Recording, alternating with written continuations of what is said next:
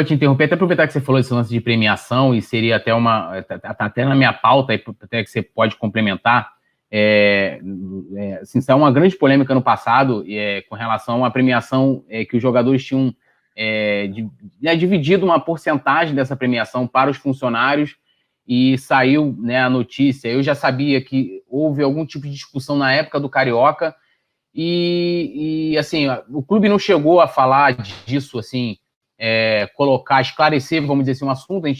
A gente acompanhou muita coisa no bastidor, né, e chegou até a sair uma carta em que divulgou, né, a tabela de premiação, etc, etc. E aí eu queria, de repente, até aproveitar para explicar isso, que basicamente seria que os funcionários receberiam um valor, e eles não puderam. Algumas pessoas falaram que tinham questões trabalhistas, e aí acho que até aproveita o momento que, assim, eu fiquei do lado dos funcionários que né, receberam menos e tal, mas a gente não teve um posicionamento contundente do clube com relação a isso. Aí, se você puder aproveitar para explicar. Então, vamos lá. Eu vou dividir com vocês aqui como eu soube dessa história toda, tá certo? Mas eu posso garantir para vocês que tem pelo menos 2 ou 3 versões. Eu acho que 70% da história é comum para todo mundo, e os outros 30% variam, dependendo do ângulo que você estava, do ângulo que eu estava, enfim. Mas o que aconteceu conceitualmente? Em julho de 2019, a gente definiu esse critério de premiação que eu estou me referindo com vocês aqui. E o que foi discutido? A massa de dinheiro que o Flamengo ia dispor seria 70% dividida entre os jogadores, numa regra que eles iam definir, e 30% em uma regra para os funcionários. O que aconteceu? Com a tragédia do Ninho, foi um ano super complicado, não foi feito um critério para a distribuição dos 30%. Não houve uma aprovação conceitual do critério dos 30%. Ok? Quando chegou no fim do ano, e eu queria dizer uma coisa para vocês aqui, olha, isso é um problema bom, hein? Porque se o Flamengo não tivesse ganho nada, não tinha tido nenhuma discussão sobre distribuição de valores. Mas o que aconteceu? O departamento de futebol, eu lembro das datas, Túlio, eu vou te dizer por quê, porque eu estava fora do Brasil. Então, no dia 17 de dezembro, o time já tinha, o time e o voo fretado do Flamengo para Doha já tinha saído no dia 14 do Brasil. Eu sei porque meus 2 filhos mais velhos foram nesse voo, tá certo? Eu estava em Miami, eu ia me encontrar com eles lá, eu acho que no dia 19 ou no dia 20. Era um dia antes do jogo do Flamengo, se não me engano, tal. Eu tinha ido antes para Miami. E me liga no dia 17 o Landim e falou, vem cá, eu estou recebendo aqui uma lista para assinar do Departamento de Recursos Humanos com a distribuição dos valores entre os funcionários. Você viu essa lista? Eu falei, não. E por que eu deveria ver essa lista? Ele falou, olha, eu entendo que essa é uma atribuição do Conselho do Futebol. Eu falei, olha, mas a gente não discutiu isso lá atrás. Isso talvez fosse uma coisa que devia ser dividida, enfim, com o pessoal de recursos humanos. A gente entendeu que o papel da gente ia até o tamanho do bolo, 70 jogador, 30 funcionário. E aí ele me disse, tem umas inconsistências aqui. Então, tinha algumas inconsistências importantes, assim, que tinha alguns erros crassos, tá certo? Do tipo, o cara numa posição baixa na hierarquia do Flamengo, que ele recebia um salário que era metade do que ele devia receber naquela posição. Que é um erro. Aí, para corrigir esse erro na hora do prêmio, você pagava 15 salários para o cara. Que é um absurdo para um cara que estava ganhando R$2.000, ganhar 15 salários. Aqui, mas 30 mil é justo. Por quê? Porque ele devia ganhar 5. A gente dizia, gente, nós não podemos fazer uma equivalência dessa agora aqui. Nós temos que separar os problemas. As variações de salários, elas têm que ser ajustadas antes disso. A segunda coisa era de que você tinha gente que, conceitualmente, a gente entendia que não devia ganhar bicho. E isso havia, sim, sido discutido pelo Flamengo, em julho, mas não tinha sido informado às pessoas. Então, vou te dar um exemplo. Assim, o Flamengo tem lá, sei lá, 5 fisioterapeutas. O fisioterapeuta que viaja com o time, que está tendo hora extra e tudo mais, ele ganha a parcela dele do jogo que ele viajou, que ele acompanhou com o time. Mas os outros 4 não deviam ganhar nesse jogo, por exemplo. Tá certo? Então, tinham alguns conceitos que eram pacificados dentro do clube e que já deviam ter sido corrigidos, que não foram corrigidos ao longo do ano. Muita gente de dentro do clube, e aí vem as explicações, encrenca de ninho, o desarranjo que foi no clube, e quando chegou na hora do casamento, no dia do casamento, começou-se a se dizer, pô, mas as flores não estão legais, o bolo não era esse que eu queria, a champanhe não está gelada. Então, definitivamente, ali não era o momento para estar sendo discutido aquilo. E o que aconteceu? O Landim estava em Doha, e a maior parte dos funcionários do Flamengo que podiam operacionalizar aquilo, estavam lá também. Então, o que o Landim falou? Eu não vou pagar isso agora, tá certo, no dia 20, vou pagar a parte dos atletas, que não tem dúvida, porque era praticamente um cálculo matemático. Então, era uma planilha de Excel, com contas matemáticas, com critérios que os jogadores definiram, que a gente não se envolveu, e que, claro, não tinha esse tipo de problema que eu te falei, porque os valores são muito maiores.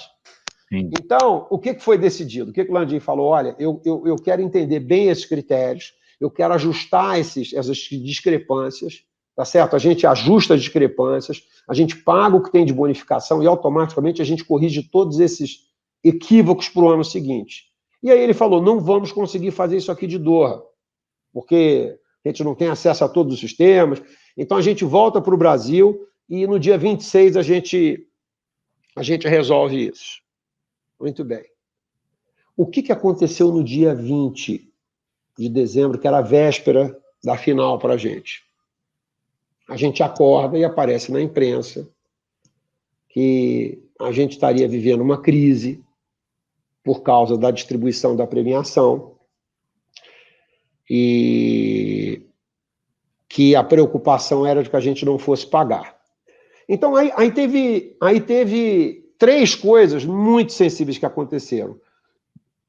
A primeira é porque, olha, não existe a gente não cumprir com o que a gente combinou. Nós temos defeitos como seres humanos, mas esse a gente não tem. 2, esse assunto foi comandado de uma maneira assodada e de forma a assustar as pessoas que foram ditas, você não vai receber nada. Isso contaminou o ambiente com os atletas que deviam estar calmos para o jogo, e os caras começaram a pressionar a diretoria no sentido, porra, mas que merda é essa? Que sacanagem é essa com os funcionários? Ei, Túlio, eu estou tentando contar aqui em poucos minutos, mas demorou horas para entender qual era o problema. Porque na cabeça do Landim, era assim, é claro que eu vou pagar. Quem disse que eu não vou pagar? Eu só não vou pagar dia 20, vou pagar dia 26. Eu preciso fazer um ajuste. E aí o que aconteceu? No meio dessa confusão toda, nós tínhamos um personagem cujo trabalho era exatamente pacificar essas relações. E a gente descobriu, com muita surpresa, que ele era um dos caras que ficava falando para as pessoas que elas não iam receber nada, que elas iam ser sacaneadas. E a razão, no fim das contas, disso era porque ele entendia que no processo de revisão, ele achava, sem ninguém dizer para ele, que o bônus dele, que estava na planilha que vazou, ia ser reduzido. Então, veja, uma maluquice, uma viagem, um surto. E o que acontece? Vai na imprensa, a gente vai avaliar o que está acontecendo dentro de casa, e o Landim ficou, enfim, enfurecido com esse assunto, foi atrás das informações, concluiu o que concluiu e tomou a decisão que ele tomou. Okay? Muita gente, na ocasião, disse, foi o BAP que tomou essa decisão. Assim, cara, se eu tivesse tomado essa decisão, não tinha problema nenhum de dizer que eu tomei a decisão, porque eu não me escondo de nada, eu não tenho nenhuma... Assim, quando eu acredito em alguma coisa, eu acredito e eu falo. Se tivesse sido eu que tivesse tomado a decisão, eu estava dizendo aqui para vocês, tomei a decisão, certo ou errado, tomei a decisão por isso, por aquilo, enfim. Mas naquela ocasião, em que pese eu não ter tomado a decisão, eu apoiei 100%. Porque aquela atitude, Túlio, um erro daquele tipo, cometido por um garoto de 25, 30 anos, era aceitável. Para um cara maduro, experiente, numa véspera de final de Mundial, não vou dizer que a gente perdeu aquele jogo por causa disso, mas vamos combinar. Pô, não ajudou em nada o ambiente que a gente tinha, sabe? Contaminou o dia 20 inteiro, o dia 20 inteiro foi uma porradaria por isso, amanhã do dia 21 também não foi agradável. Então, e aí eu vou te dizer, e o Flamengo perdeu aquele jogo. Então você vai juntando isso tudo, né? Num jogo que já era difícil, num ambiente difícil, estressante, mas eu vou te dizer, eu acho que o pior de tudo foi alguém vender para os jogadores que a gente podia não cumprir com o que a gente combinou, porque isso não existe para a gente. Aliás, isso estava lá atrás, nos alfarrábios da gente, quando a gente ganhou em 2012, tá certo? A gente cumpre com o que a gente combina, o Flamengo vai ter palavra. Então, isso aí era dar uma trincada no cristal. Então, foi isso que aconteceu com aquela premiação. E você quer saber? É assim, para algumas pessoas o dinheiro era relevante, mas eu vou te falar, as alterações e os ajustes que foram feitos foram muito razoáveis no conceito, tá certo? E tinha uma outra coisa que pouca gente sabia, que era o seguinte, o Flamengo seguiu pagando bichos durante um tempo para algumas pessoas de um nível salarial mais baixo. Havia pessoas que já haviam ganho de bicho mais do que o prêmio que estava nessa planilha que você falou. Uhum.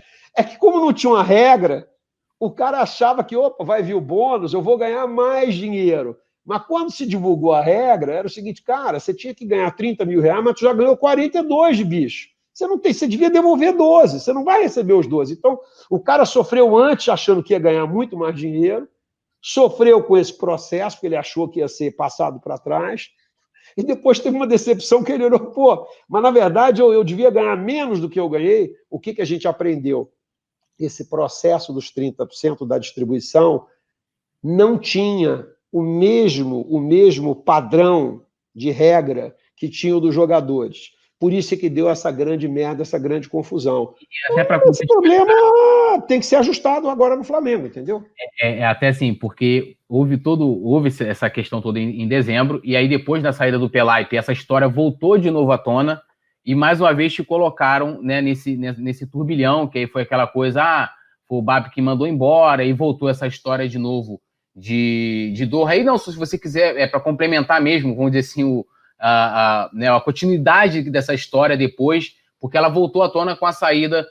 Com a saída não foi nem demissão, foi a não renovação do contrato do Pelaipe, aí tinha aquela história toda de que ia renovar, de que já havia um pedido, e você acabou virando o vilão dessa história, porque as pessoas, era o BAP contra o Landim, e aí a gente, o Landim, desculpa, contra o Pelaipe, e envolveram o Marcos Braz também, de que havia uma cisão, né, dentro do Conselho de Futebol, que o Marcos Braz também... E assim, eu acho que a maior preocupação da torcida, pelo menos a impressão que eu tive, olhando lá a fervura das redes, era de que aquele bom ambiente de que a gente, né, acompanha, aquilo acabasse, né? E por causa de uma briga com um dirigente ou com outro, uma divergência. E se você quiser contextualizar também essa questão também da saída do Pelaipe, que rememorou essa história de Doha e levantou outras histórias, aí você pode ficar à vontade também. Daqui a pouco eu vou dar uma lida aí de vocês, pessoal. Calma aí. Eu vejo assim, é interessante isso, que é assim, né? O cara chega, dá um tiro no outro, mata o outro cara, chama um amigo para ajudar a enterrar o cara, e o amigo, quando vê que a cagada tá feita, o amigo chega e fala, porra, mas se eu ajudar a esconder o corpo, eu sou cúmplice, pô, eu vou preso também. E aí o que acontece? O cara vai preso e o culpado de tudo é o amigo que disse que não ia esconder o corpo junto com ele. Filho, foi você que sacou, foi você que fez a lambança. Sabe? Ficou público. Todo mundo, todo mundo da direção do clube que estava em Doha no dia 20 sabia qual era a causa raiz do problema. Aliás, houve uma reunião com o departamento de futebol, com a galera do dia a dia, o Landim, que eu não participei. Eu não sei dos detalhes. Depois o Landim me comentou como foi. Mas todos esses personagens estavam lá. E o couro comeu. E o Landim é um cara que botou o dedo na ferida. Então, as pessoas dizerem que elas não sabiam o que estava acontecendo, que elas foram pegas de surpresa, pelo amor de Deus, isso é coisa de criança. que não tem noção das consequências do que vai fazer. Agora, o que as pessoas talvez não saibam é o seguinte: quem trouxe o Paulo Pelaipe para o Flamengo em 2012? Você sabe? Foi você. Fui eu. Quem trouxe o Paulo Pelaipe de volta para o Flamengo nessa gestão agora? Você também. Fui eu. Cara, quem trabalhou para o Marcos Braz ser vice-presidente de futebol do Flamengo na nossa gestão? Fui eu. Túlio, eu quero que o Flamengo ganhe a porra toda. Eu não preciso ser irmão do cara, não preciso gostar do cara, eu só preciso achar que o cara tem valor e tem competência para trabalhar ali. Se a gente um dia vai virar amigo, são outros 500. Se eu discordar do Marcos, o que eu discordo do Marcos, o que ele discorda de mim, a gente tem uma relação ótima. A gente fala um para o outro o que a gente acha. Isso nunca foi um problema. Agora, quando houve essa saída desse evento, eu entendo que se tentou criar um fuzuê para melar uma relação que nunca foi ruim. Nunca foi só uma relação de oi, tudo bem também. Por quê? Porque a gente discorda de uma porção de coisas, cara. Eu vou te falar, futebol no dia a dia é uma coisa estressante. Então você acaba tendo uma intimidade ali que você não tem os filtros que normalmente você tem com outras pessoas. Então algumas conversas dentro do Conselho do Futebol, ou entre os membros do Conselho do Futebol, se vazasse uma conversa nossa por telefone e por zap, as pessoas vão achar, pô, os caras vão se matar, os caras estão em guerra.